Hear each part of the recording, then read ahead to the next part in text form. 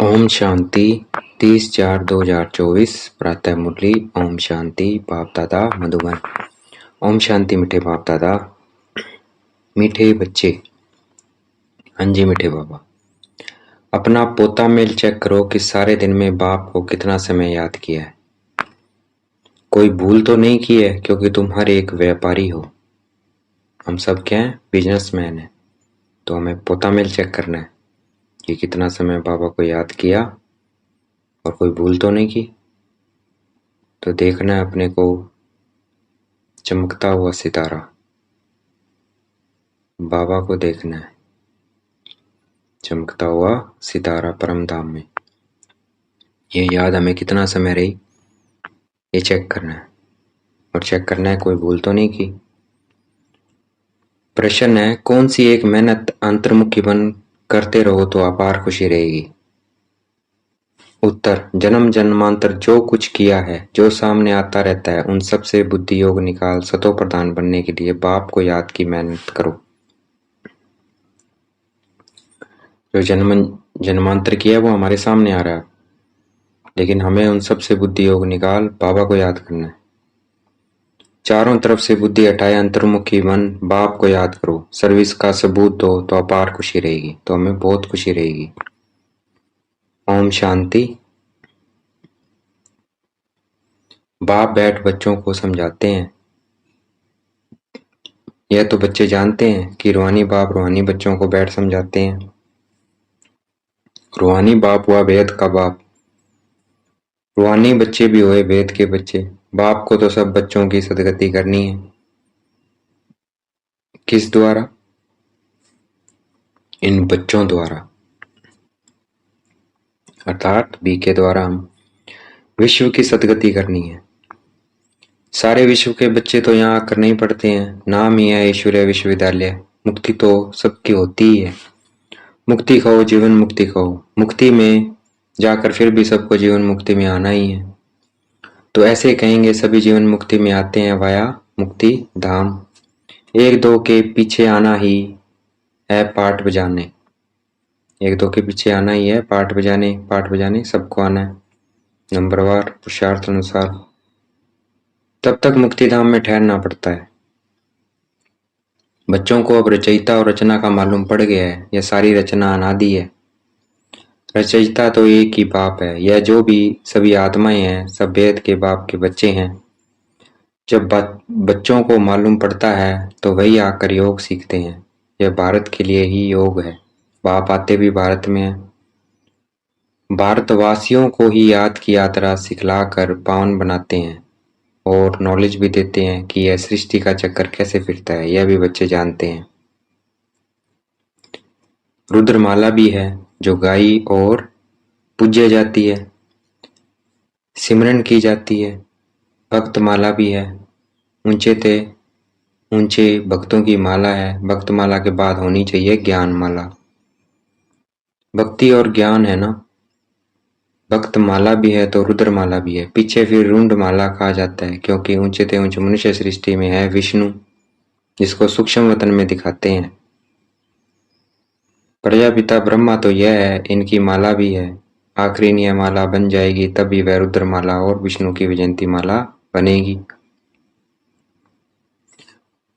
ऊंचे ते ऊंचा है शिव बाबा, फिर ऊंचे ते ऊंचा है विष्णु का राज्य। शोभा के लिए भक्ति में कितने चित्र बनाए, परंतु ज्ञान कुछ भी नहीं है।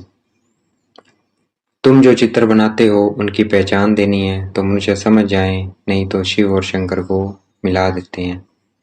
तो हमें उनको पहचान देनी है, नहीं तो क्या किया मनुष्य ने, मिला दिया।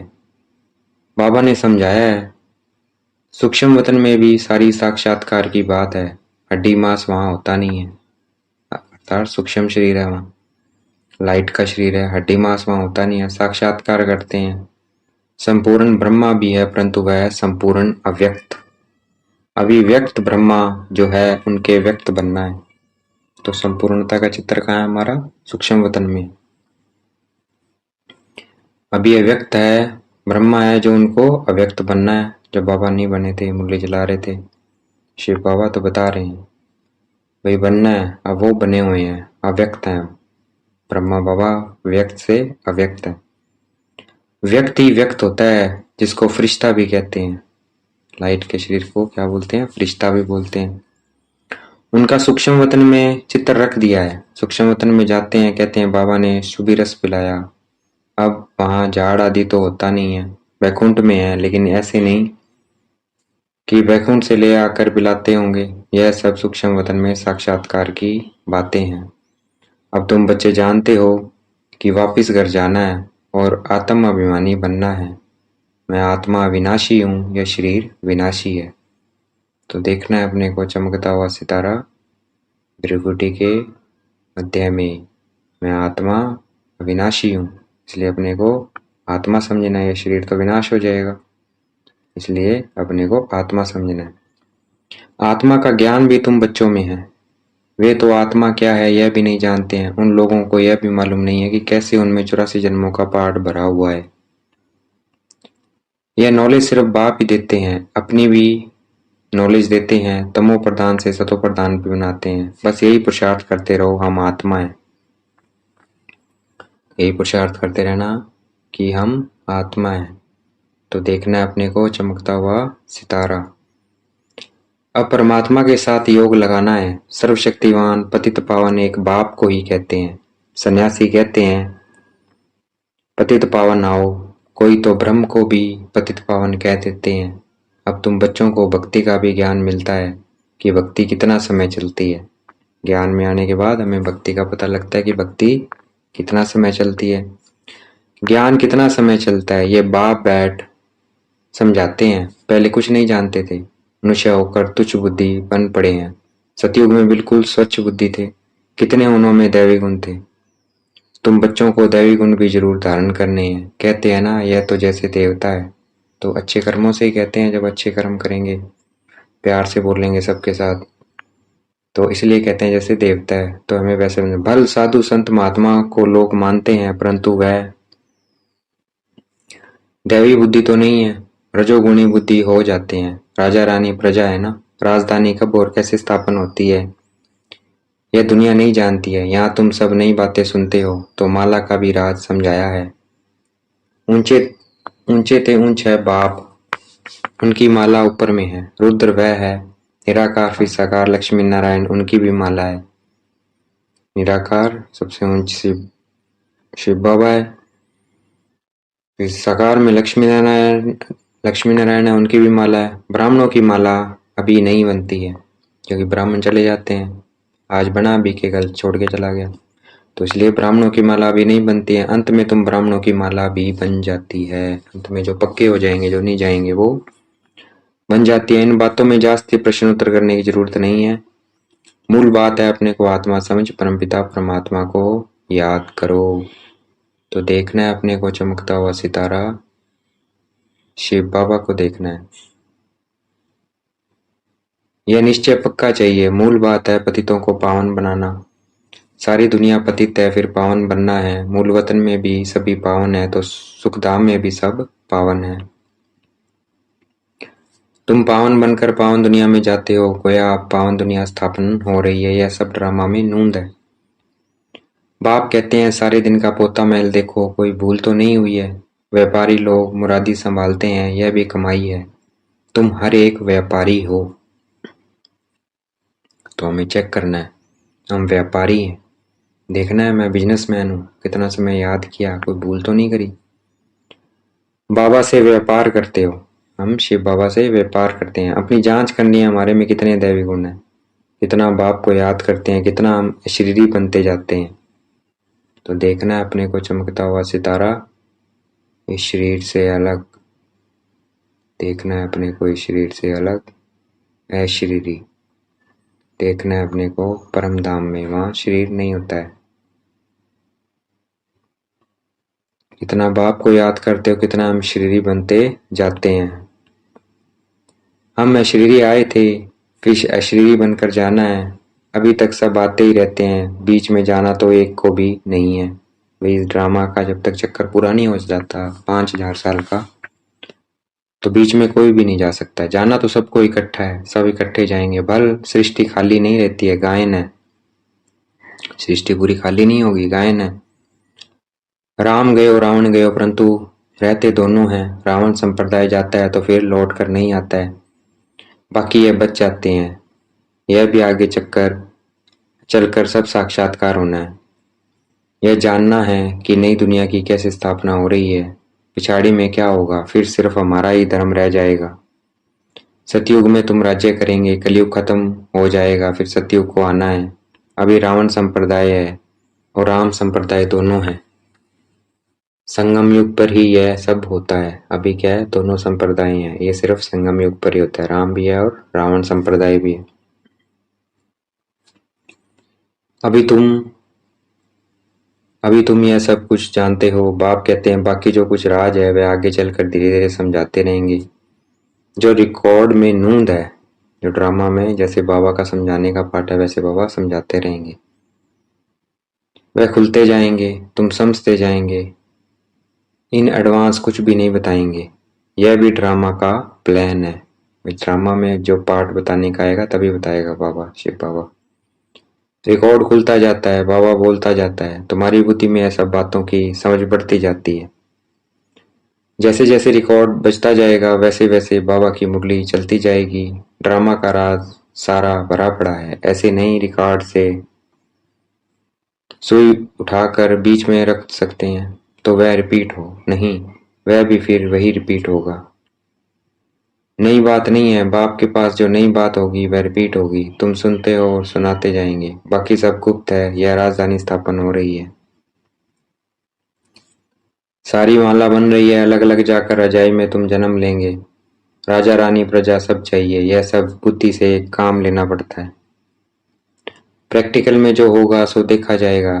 जो यहाँ से जाते हैं वह अच्छे साहूकार के घर में जाकर जन्म लेते हैं। अभी भी तुम्हारी वहाँ बहुत खातरी होती है। इस समय भी रतन जड़ित चीजें सबके पास होती हैं, परंतु उनों में इतनी पावर नहीं है। पावर तुम्हारे में है। तुम जहाँ जाएंगे वहाँ अपना शो करेंगे।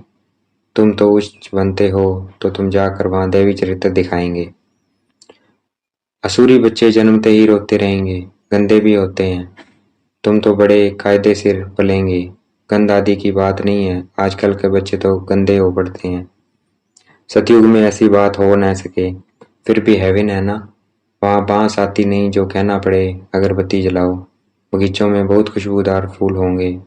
यहाँ के फूलों में इतनी खुशबू नहीं है। वहाँ तो हर एक चीज में 100% खुशबू रहती है। यहाँ तो 1% भी नहीं है। वहाँ तो फूल भी फर्स्ट क्लास होंगे। यहाँ फल कोई कितना भी साहूकार हो तो भी इतना नहीं है। वहाँ तो किस्म किस्म की चीजें होंगी। बर्तन आदि सब सोने के होंगे। जैसे यहाँ के पत्थर वहाँ फिर सोना ही सोना। रेती में भी सोना होता है। विचार करो कितना सोना होगा। जिससे मकान आदि बनेंगे। वहाँ ऐसे मौसम होगा, ऐसे मौसम होगी, ना सर्दी ना गर्मी, बीच का मौसम होगा। वहाँ गर्मी का दुख नहीं जो पंखे चलाने पड़े, उसका नाम ही है स्वर्ग। वहाँ अपार सुख होता है। तुम्हारे जैसा पद्मा पदम भाग्यशाली कोई बनते ही नहीं है। लक्ष्मी नारायण की कितनी महिमा गाते हैं। उनको जो ऐसा बनाते हैं उनकी कितनी महिमा चाहिए। पहले होती है अव्यभिचारी भक्ति, फिर देवताओं की भक्ति शुरू होती है। वह भी भूत पूजा कहेंगे, शरीर तो वह नहीं है। 5 तत्वों की पूजा होती है। शिव बाबा के लिए तो ऐसे नहीं कहेंगे। पूजा करने के लिए कोई चीज का व सोने आदि का बनाते हैं। आत्मा को थोड़ी सोना कहेंगे। आत्मा किस चीज की बनी हुई है, शिव का चित्र किस चीज का बनाया हुआ है वह झट बताएंगे, परंतु आत्मा परमात्मा किस चीज का बना हुआ है यह कोई बता न सके। सतयुग में 5 तत्व भी शुद्ध होते हैं, यहाँ है अशुद्ध। तो शुद्ध होते हैं 5 तत्व, तो देखना है अपने को। स्वर्ग में शुद्ध होते हैं, यहाँ है अशुद्ध। तो पुरुषार्थ बच्चे ऐसे ऐसे ख्यालात करते रहेंगे। बाप कहते हैं इन सब बातों को भी छोड़ दो। जो होना है वह होगा। पहले बाप को याद करो। चारों तरफ से बुद्धि हटाकर मामे कम याद करो तो विक्रम विनाश होंगे। जो कुछ सुनते हो उन सबको छोड़ो। एक बात पक्की करो कि हमको सतो प्रधान बनना है। फिर सतयुग में जो कलप कलप हुआ होगा वही होगा, उसमें फर्क नहीं पड़ सकता है। मूल बात है बाप को याद करो। तो देखना है अपने को चमकता हुआ सितारा, बाबा को देखना है। मूल बात है बाप को याद करो, यह है मेहनत, वह पूरी करो। तूफान तो बहुत आते हैं, जन्म जन्मांतर जो कुछ किया है वह सब सामने आता है, वो सब अब सामने आ रहा है।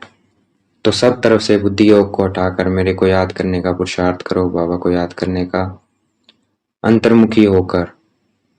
तुम बच्चों को समृद्धि तो आई है 100 भी नंबरवार, पुरुषार्थ अनुसार। सर्विस से भी मालूम पड़ जाता है, सर्विस करने वालों को सर्विस की खुशी रहती है। जो अच्छी सर्विस करते हैं उनकी सर्विस का सबूत भी मिलता है। अंडे बनकर आते हैं, कौन मारुति घोड़सवारी प्यादे हैं, वह झट पड़ता जाता है। अच्छा, देखेंगे बाप दादा हमें याद प्यार दे रहे हैं। मीठे मीठे सिकलते बच्चों प्रति माता पिता बाप दादा का याद प्यार। गुड मॉर्निंग रूहानी बाप की रूहानी बच्चों को नमस्ते। हमें भी याद प्यार देना है। हम रूहानी बच्चों की रूहानी बाप दादा को दिल व जान शिकवा प्रेम से बेहद का याद प्यार और नमस्ते। धारणा के लिए मुख्य सार। दूसरी सब बातों को छोड़ बुद्धि को चारों तरफ से हटाकर सतोप्रधान बनने के लिए शरीर बनने का अभ्यास करना है। दैवी गुण धारण करने हैं। बुद्धि में अच्छे अच्छे ख्यालात लाने हैं। हमारे राज्य में क्या क्या होगा, अर्थात स्वर्ग में क्या क्या होगा, उस पर विचार कर अपने को उस जैसा लायक चरित्रवान बनाना है। यहाँ से बुद्धि निकाल देनी है। आज का वरदान देखेंगे। बाप दादा ने मस्तक पे हाथ रखा और वरदान दे रहे हैं। सेवा द्वारा मेवा प्राप्त करने वाले सर्व हद की चाहना से परे सदा संपन्न और समान भव। सेवा द्वारा मेवा प्राप्त करने वाले, हम सेवा से मेवा प्राप्त करते हैं, और जो सबकी हद की चाहना से परे सदा संपन्न और समान भव।